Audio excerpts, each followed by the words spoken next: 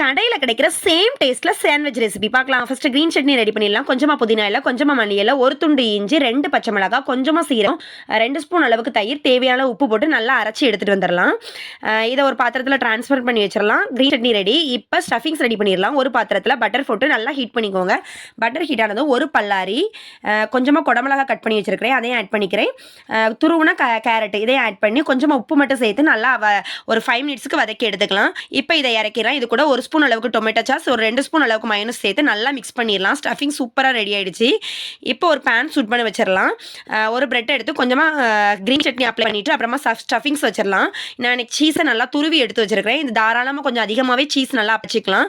இப்போ இன்னொரு பிரெட்டில் நல்லா 2 சைடும் பட்டர் தடவி எடுத்து அப்படியே மூடி ஒரு சூடான பேனில் கொஞ்சமாக பட்டர் ஆட் பண்ணி 2 பக்கம் வேக வச்சு எடுத்தோம். கடையில் கிடைக்கிற சேம் டேஸ்ட்டில் ரிச்சான டேஸ்ட்டில் சூப்பரான சாண்ட்விச் ரெடி. கண்டிப்பாக நம்மளுடைய ரெசிபி நீங்களும் ட்ரை பண்ணுங்கள். தேங்க்ஸ் ஃபார் வாட்சிங்.